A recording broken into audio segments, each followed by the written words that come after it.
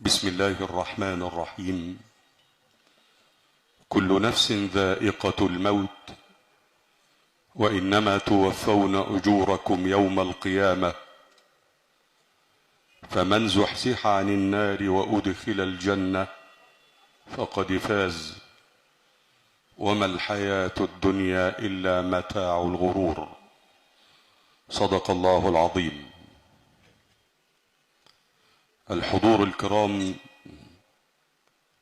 هذه هي الدنيا، من بدأ انتهى، ومن عاش مات، فرسول الله قد رحل ومات، وخاطبه ربه في القرآن الكريم بقوله: إنك ميت وإنهم ميتون. وقال له ربه: وما جعلنا لبشر من قبلك الخلد أفإن مت فهم الخالدون. وسيدنا محمد أخبره ربه بميعاد وفاته قبل موته، وقال له: يا محمد، إذا نزلت عليك إذا جاء نصر الله والفتح فاعلم أنك قد اقترب أجلك.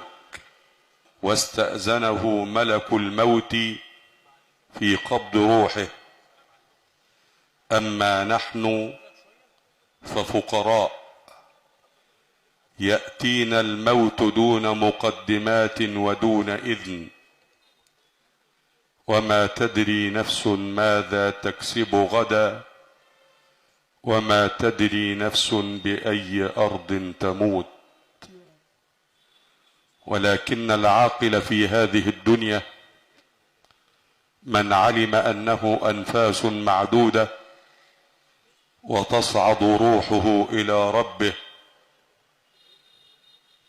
فيعمل من أجل يوم لا ينفع فيه مال ولا بنون إلا من أتى الله بقلب سليم، ويسعى أن يسطر صحيفته بالحسنات ويبتعد عن السيئات.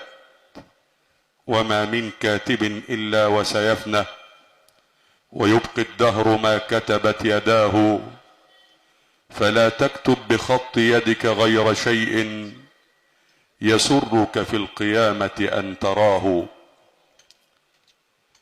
وسيدنا محمد صلى الله عليه وسلم قال: إذا مات ابن آدم انقطع عمله إلا من ثلاث: صدقة جارية، وعلم ينتفع به، وولد صالح يدعو له.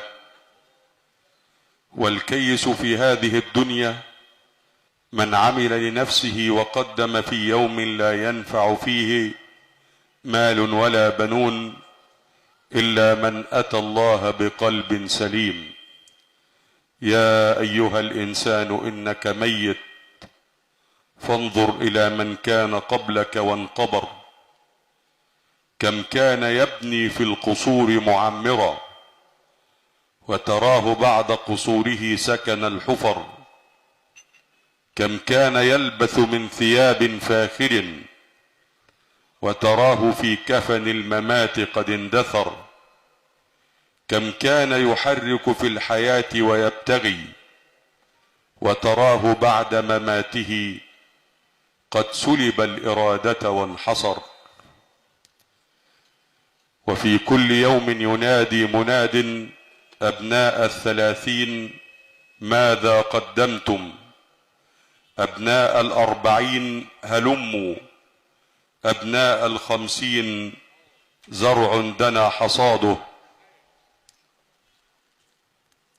والله تبارك وتعالى يمسح على وجه العبد بعد 40 بيمينه، ويقول: أما آن لهذا الوجه أن يتوب. الإنسان يسهر طوال الليل ممسكا محموله، والله تبارك وتعالى يتنزل في الثلث الأخير من الليل، هل من تائب فأتوب عليه، هل من مستغفر فأغفر له، هل من مسترزق فأرزقه، هل من كذا هل من كذا، حتى يطلع الفجر. وما تذكر الإنسان أن يصلي ركعتين بالليل والناس نيام لظلمة القبر، بل أكثر من ذلك، ينام قبل أذان الفجر بدقائق رغم أنه سهر طوال الليل. على ما تضحك؟ الله خلقك وغني عن عبادتك. إذا أردت أن تكون غنيا تحصل الأموال في البنوك، كذلك إذا أردت أن تكون غنيا في قبرك فعليك أن تحصل الحسنات في صحيفتك، حتى إذا عرضت يوم العرض الأكبر وجدت هذه الحسنات.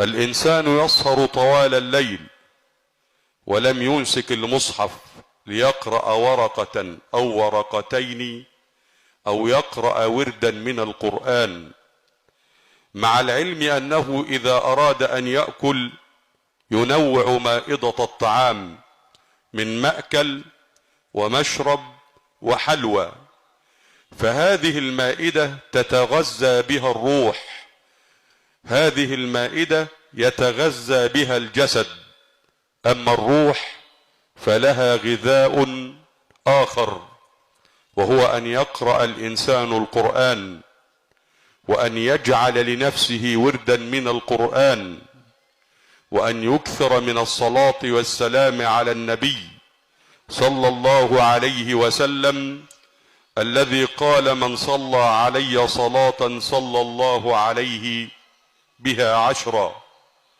وقال صلى الله عليه وسلم: البخيل من ذكرت عنده فلم يصلي علي. كذلك الروح تتغذى بالذكر والتسبيح والتهليل، فعلى كل عاقل أن يغذي روحه بالذكر والتسبيح والتهليل، وهو مالك أمره وصحته.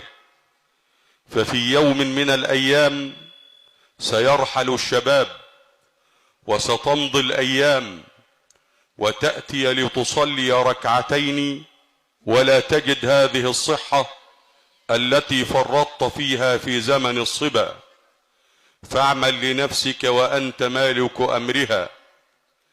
أدعو الله تبارك وتعالى أن يرزقنا وإياكم العمل الصالح، وأن يجعل الله مصر واحة للأمن والأمان، وأن يسدد الله خطى القائمين عليها.